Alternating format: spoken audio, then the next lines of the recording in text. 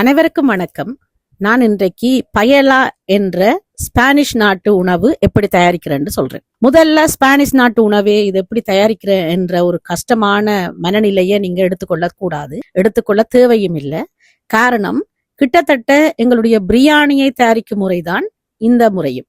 ஆனால் பிரியாணிக்கு தேவைப்படும் பொருட்களை தவிர்த்து இது வேற பொருட்களை கொண்டு செய்வதால் பார்க்கும்போது கடினமாக இருக்கலாம், ஆனால் செய்யும் போது மிக சுலபமாக இருக்கும்.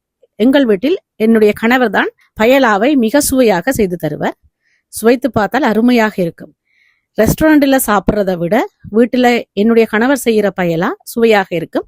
அதனாலேயே வீட்டில் எப்படி தயாரிப்பது என்ற முறையை தான் சொல்ல போகிறேன். இதற்கு தேவையான பொருட்கள்: தக்காளி, பச்சை சிவப்பு குடைமிளகாய், மட்டி, இறால், கணவாய், வெங்காயம், உள்ளி. முதல்ல இறாலை உடைச்சு தலையை தனியா பிரிச்சு எடுத்துக்கொள்ளணும். இறால் தலைகளை நன்றாக கழுவி போட்டு தண்ணி விட்டு ஜூஸ் போல அவிச்சு எடுக்கணும். அவிச்ச ஜூஸை மிக்சியில அடிச்சால் ஜூஸாக வரும். அதை ஒரு வடிதட்டில் போட்டு அந்த ஜூஸை மட்டும் தனியாக பிரிச்செடுத்து போட்டு தலையில இருக்கிற சக்கைகளை எல்லாம் மறிஞ்சிடணும்.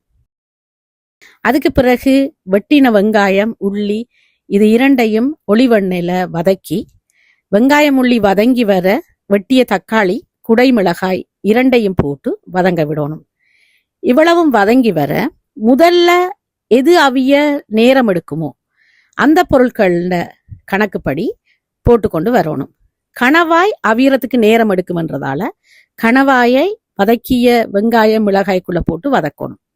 அதுக்கு பிறகு இறால், மட்டி இரண்டையும் போட்டா பிறகு சிறிதளவு நீரும் விட்டு உப்பும் போட்டு முதல் எடுத்து வைத்த இறால் தலை ஜூஸையும் விட்டு தேவையான உப்பு, அது மட்டுமில்லாமல் சிறிதளவு மஞ்சள், பயலா பவுடர் என்று கடையில் விற்கும் அந்த பயலா பவுடரையும் தேவையான அளவு போடணும்.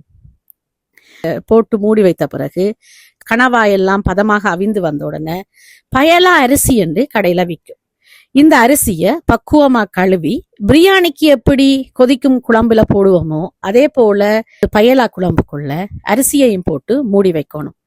பக்குவமாக அது அவிஞ்சு வந்தா பிறகு சுவையான பயலா தயாராகிடும். இதை நீங்கள் அழகுபடுத்தணும் என்று சொன்னால், நாங்கள் அழகுபடுத்தியது போல இன்னொரு பங்கு இறாலையும் மட்டியையும் அவுனுக்குள்ள வச்சுட்டு அதையும் கூட அதற்கு மேல அழகாக அழகுபடுத்தலாம். எப்படி இருந்தாலும் ரெஸ்டாரண்ட்ல சாப்பிட்றதை விட இந்த பயலா நிச்சயமாக சுவையாக இருக்கும்.